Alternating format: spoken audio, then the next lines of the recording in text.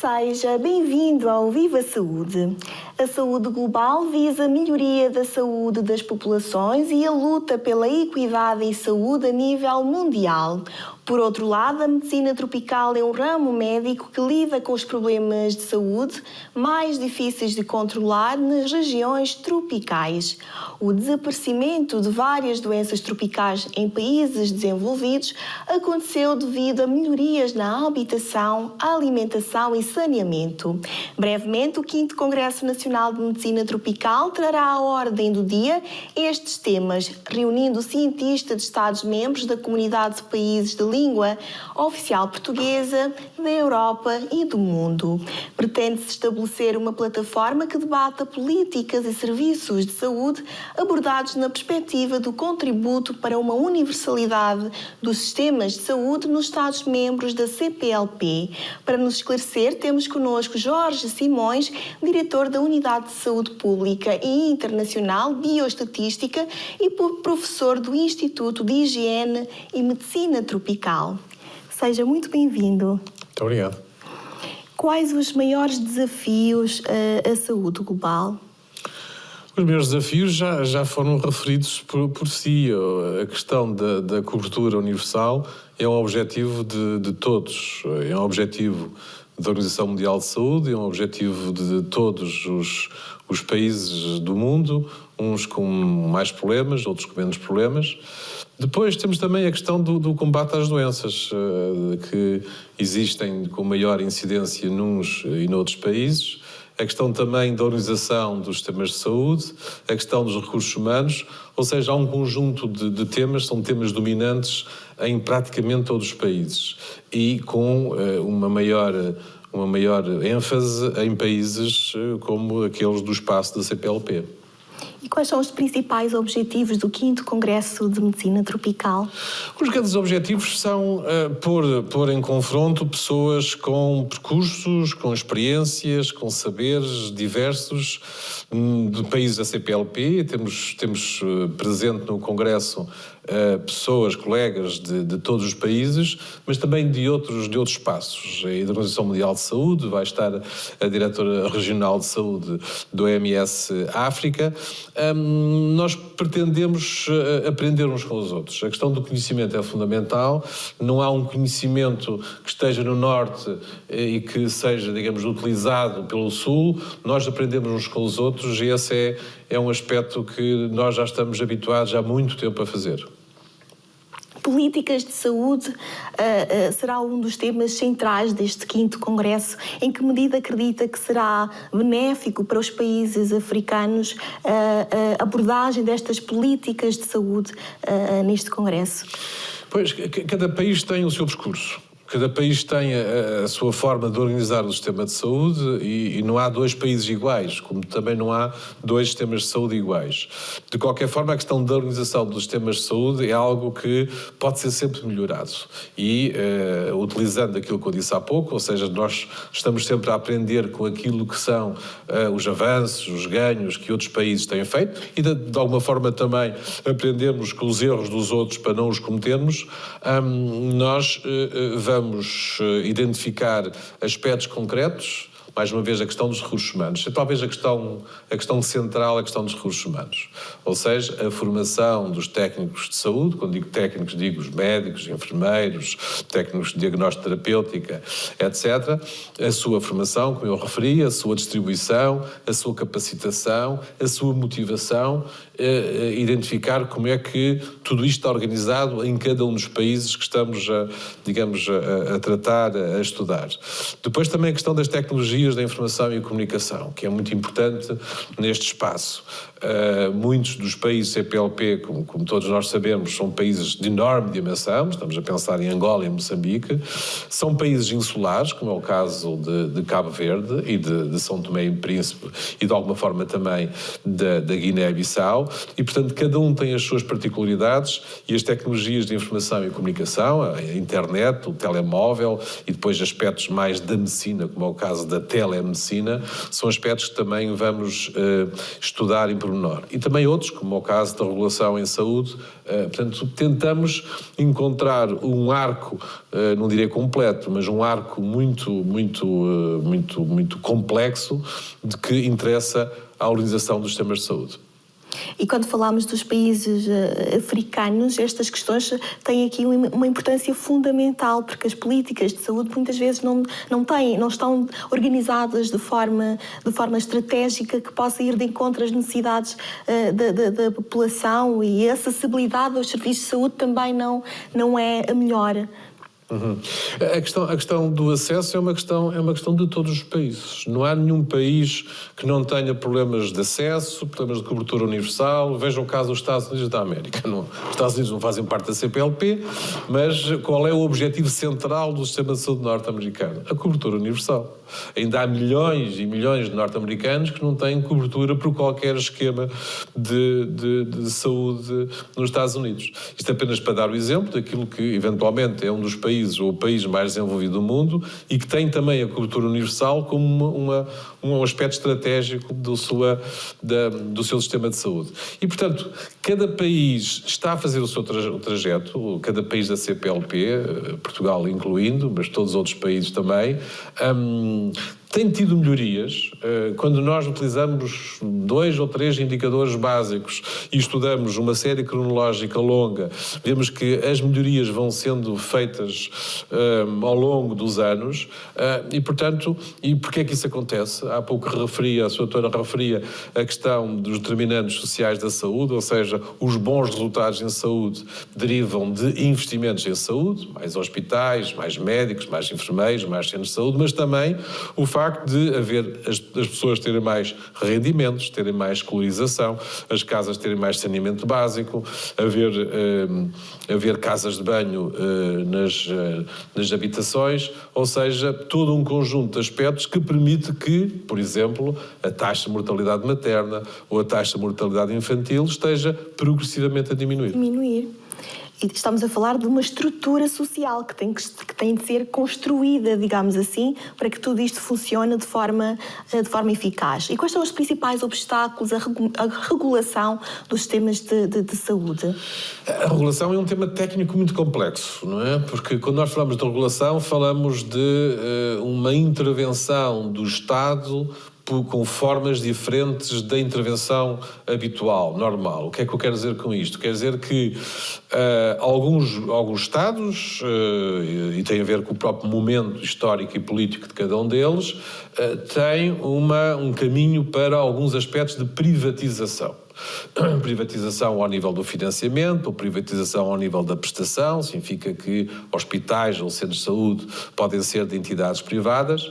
Ora bom, o que é que faz a regulação? A regulação preocupa-se fundamentalmente com 2 aspectos. A questão do acesso dos cidadãos aos cuidados de saúde e a questão da qualidade dos cuidados de saúde. E, portanto, é um supervisor que observa o sistema de saúde, identifica quais são as falhas que o sistema de saúde apresenta em relação a aspectos que são cruciais para a vida e para a saúde das populações.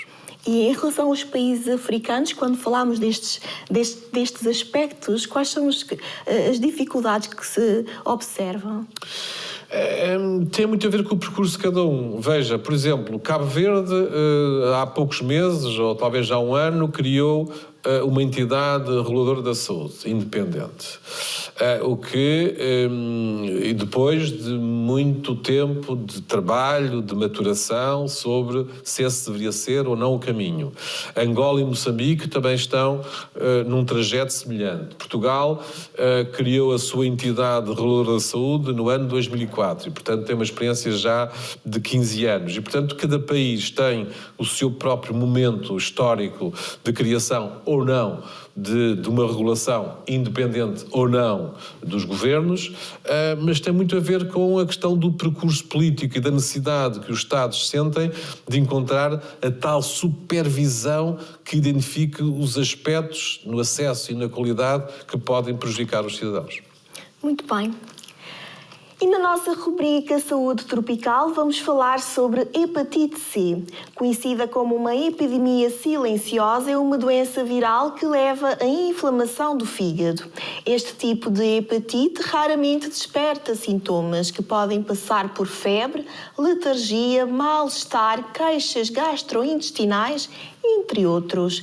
Apenas 25 a 30% dos infectados apresentam sintomas de doença na fase aguda. O vírus transmite-se principalmente por via sanguínea. Ouça já a seguir os conselhos do Instituto de Medicina Tropical.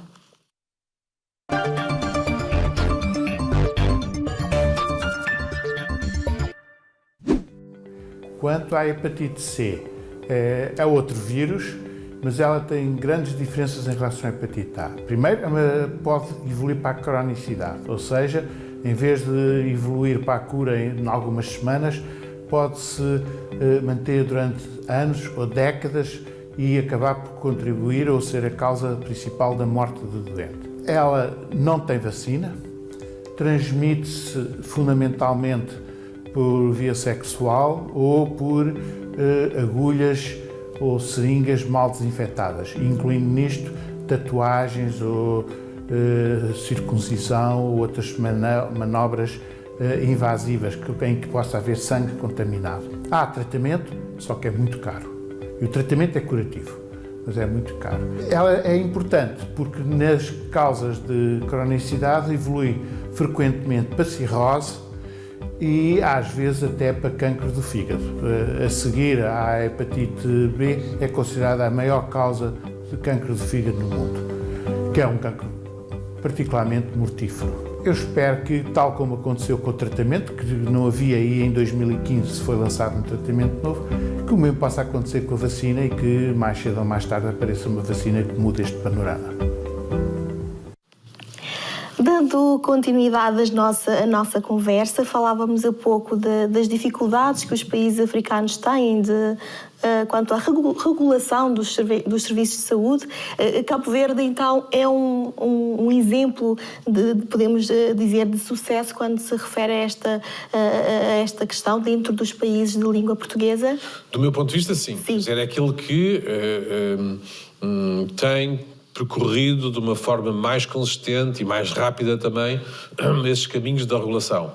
Mas atenção, os outros países têm também iniciado de uma forma mais ou menos consistente a área da regulação. Uma das questões, um dos temas mais importantes da regulação é a área do medicamento. A área do medicamento é aquela que desde logo preocupa os governos e o Estado em geral e, portanto, a regulação em regra começa pela área do medicamento, pelas razões que há pouco disse, ou seja, é necessário que os cidadãos possam aceder ao medicamento e é necessário que o medicamento tenha requisitos de qualidade que permitam que eles sejam naturalmente eficazes. Muito bem, esta questão da medicação realmente é fundamental porque ouvimos muitas vezes que nos países africanos não existem. O acesso à medicação e os medicamentos é extremamente complicado e esta acessibilidade, o sistema de saúde investe na acessibilidade quando tem que ver com a questão da regulamentação dos medicamentos a nível dos países de língua portuguesa. Pois, a resposta é sim, embora com cambiantes de país para país. E, portanto, mais uma vez, cada país tem o seu percurso e tem o seu ritmo e tem o seu, digamos, momento de decisão. Mas, como eu dizia, a questão da regulação coloca-se logo no primeiro momento em relação à preocupação com a questão dos medicamentos. Depois, há todo um outro conjunto de aspectos. A questão da hospitalização privada, a questão dos laboratórios de análises clínicas, da imagiologia, da diálise, da fisioterapia, etc. E, portanto, todos esses aspectos também são aspectos em relação aos quais há uma preocupação de acesso e de qualidade. Agora, cada governo, cada Estado é que estabelece naturalmente as suas prioridades. As necessidades de acesso a migrantes neste momento estão a evoluir? Podemos considerar que sim? Começando pelo caso português, Portugal foi um país que se portou bem. porque desde 2001 que tem legislação que permite tratar os migrantes como se fossem nacionais. E, portanto, não há qualquer discriminação, e eu como português, fico muito orgulhoso disso, não há qualquer discriminação entre portugueses e não portugueses residentes em Portugal em relação ao acesso a cuidados de saúde. Depois, nos outros Estados, as coisas são mais variáveis, mas são variáveis também na Europa, como bem sabemos, agora sem fazer nenhuma crítica a qualquer Estado europeu, nem todos os Estados europeus têm uma relação com os seus migrantes como Portugal tem. E, portanto, nos países CPLP o mesmo acontece e há uma legislação, digamos assim, mais avançada em alguns Estados e menos avançada em outros Estados. Esta informação é extremamente importante. Eu acho que era só para reforçar para o nosso público lá em casa que Portugal, de facto, é um país que acolhe todas as pessoas, independentemente da sua origem. E o acesso à saúde é fundamental, é um direito que todos nós temos e realmente em Portugal defendemos muito este direito e todas as pessoas têm acesso à saúde independentemente do seu contexto, da sua origem e podem, de facto, recorrer aos serviços de saúde que serão sempre aceitos e atendidos. Porque muitas vezes as pessoas questionam, eu não tenho médico de família, eu não tenho médico, mas pode ter, pode recorrer, pode questionar, porque realmente é um direito que todos temos neste país. E, na sua opinião, o que é que se torna mais urgente, digamos assim? Nesta área dos migrantes? Sim. Nós estamos num processo sempre, mas não é um processo de agora de março de 2019, é um processo sempre de melhor conhecimento, de saber com maior exatidão qual é o perfil epidemiológico, quais são as doenças, qual é a incidência, porque nós não somos todos iguais e, portanto, há situações em que há aspectos que merecem uma atenção especial por haver aspectos de maior vulnerabilidade de um setor da população, por um lado. Depois há aspectos culturais e, portanto, os profissionais de saúde também têm que estar atentos a questões culturais. Há aspectos da religião que é necessário tomar em consideração. Há aspectos também na relação com a mulher que é diferente de cultura para cultura e, portanto, eu dizia que este é um processo. É um processo em que nós e os profissionais de saúde têm necessidade de conhecer melhor a população. A população não é homogénea, não vale a pena pensarmos que o é, porque não é. Eu diria, felizmente, que não é homogénea. Agora, é necessário que o profissional de saúde perceba também esse caráter heterogéneo da população para ter as melhores respostas e não pensar que as coisas se fazem como eles aprenderam rigorosamente nas faculdades ou nas universidades. A realidade, depois do dia-a-dia, é um pouco diferente. É um pouco diferente. Temos sempre que adequar a pessoa ao contexto. Em relação às doenças tropicais, como a malária, zika, lepra, são temas que serão debatidos no 5º Congresso. Com que propósito estas sessões clínicas serão abordadas? Se houvesse televisão há 100 anos atrás, podíamos estar a colocar a mesma questão, não é? Porque o Instituto de Medicina Tropical foi criado ainda na monarquia, imaginem, no princípio do século XX, em 1903. E, portanto, como a Inglaterra, como a Grã-Bretanha também, de Londres, foi criada nessa época, como a Bélgica também foi criada nessa época, lá está a questão dos contextos, não é? Num contexto colonial, em que havia uma completa ignorância em relação às doenças daquela outra parte do mundo, quase completamente desconhecida, mas houve esse interesse, essa vontade de começar a conhecer melhor as doenças do outro lado do mundo. Bom, hoje já no outro lado do mundo, hoje estamos a 5 ou 6 horas de distância desses países, mas continuamos num processo que se iniciou há mais de 100 anos. No começo dos começos, questões como a malária. Hoje, infelizmente, a malária mantém-se como uma área de investigação, uma área de conhecimento muito apurado também. A questão da HIV-Sida, com certeza, a questão da tuberculose, outras doenças que referiu. E, portanto, nós temos uma equipe de investigação de meia centena de investigadores que vão sendo rejuvenescidos, felizmente, e que se integram numa rede de investigadores de todo o mundo, do espaço CPLP, mas também da Europa, dos Estados Unidos e de outros cantos do mundo, e que fundamentalmente o que procuram é trazer mais conhecimento de maneira a que essas doenças possam ser definitivas, possam ser combatidas e eventualmente até eliminadas.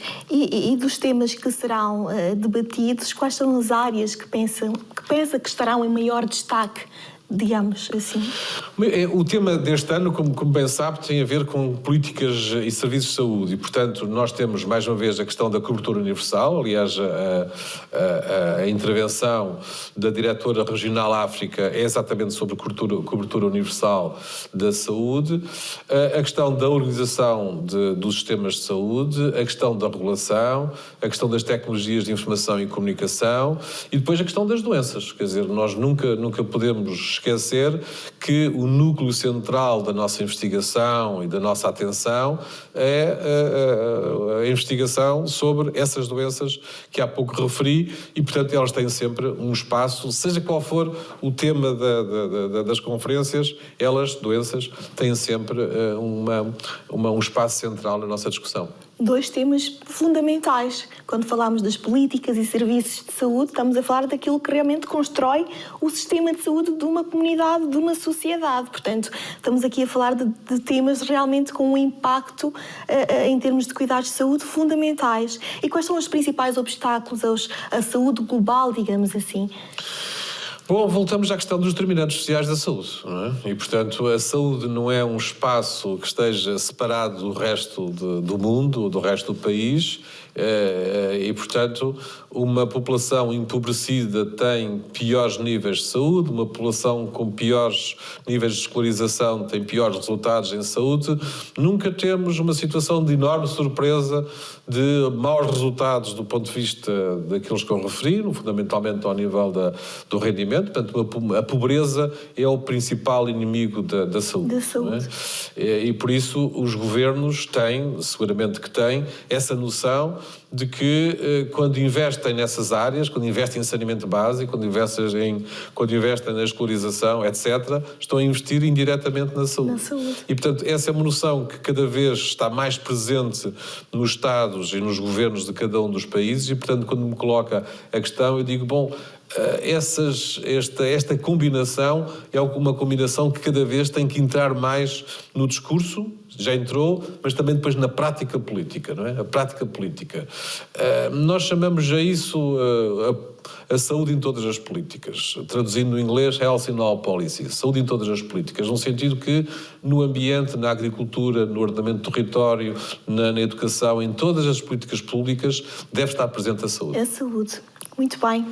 E na página do Facebook do Viva Saúde, legemos para hoje a pergunta de Doroteia Cambraia, que diz o seguinte: quais os principais obstáculos à regulação e evolução dos sistemas de saúde a nível dos países africanos? Quais os principais obstáculos nos países africanos? Os principais obstáculos têm a ver com as decisões dos governos em relação a essa matéria e em relação também à alta tecnicidade que a própria regulação tem. Nós falamos de regulação e muitas vezes não temos bem a noção de que por trás do tema regulação existe uma grande tecnicidade e, portanto, tem que haver pessoas da área do direito, da área da gestão, da área da medicina, de outras áreas diversas que compreendam bem o que é a regulação no sentido de aquilo que eu dizia há pouco, ou seja, preservar aspectos fundamentais de qualquer sistema de saúde, eu repito, fundamentalmente o acesso dos cidadãos e o acesso da qualidade. Como é que isso se faz? Bom, cada Estado é que tem o seu próprio caminho, como eu dizia há pouco, mas nós podemos dizer que há duas grandes divisões. Há aqueles Estados, aqueles países em que a regulação funciona de uma forma independente dos governos, essa é uma decisão política, e aqueles em que a regulação está integrada no Ministério da Saúde, e depois uma outra divisão que é haver uma única entidade reguladora ou outros países em que a área do medicamento está, digamos, autonomizada da regulação em geral. Portanto, mas isso passa-se no espaço CPLP, como se passa na Europa ou como se passa também nas Américas. Mas, mais uma vez, O principal obstáculo é, se quiser, a compreensão técnica e política do problema. É necessário estudar, como na medicina ou noutra área qualquer, é necessário estudar a regulação. Muito bem. E tem havido evolução no sentido de melhoria, quando falamos de saúde global, a nível global, de acesso à saúde, a regulação? Tem havido melhorias significativas neste aspecto? Tem havido melhorias significativas em relação a tudo. Como eu dizia há pouco, quando nós estudamos séries cronológicas, às vezes ficamos um bocadinho decepcionados quando, num certo ano, suponhamos lá 2017 ou 2018, as coisas não correm como nós gostaríamos que corressem. Quando estudamos séries cronológicas mais longas, verificamos que as melhorias são melhorias que paulatinamente vão acontecendo. A questão é que muitos destes países estão ainda numa situação francamente menos boa do que países de rendimento alto, não é? E, portanto, o que é que nós gostaríamos? Gostaríamos que o crescimento fosse mais significativo, de maneira a aproximarem-se cada vez mais dos países com um rendimento mais elevado. E, portanto, esse é a grande, se quiser, esse é o grande objetivo. É que o crescimento está-se a verificar e, portanto, há lugar para o otimismo, mas o otimismo não é exagerado exatamente porque essa aproximação tem dificuldade em acontecer. Porquê? Porque os países de alta renda também vão melhorando apesar de tudo, não é? Exatamente. E, portanto, digamos, continua a haver um gap, uma separação com alguma dimensão entre os níveis de saúde.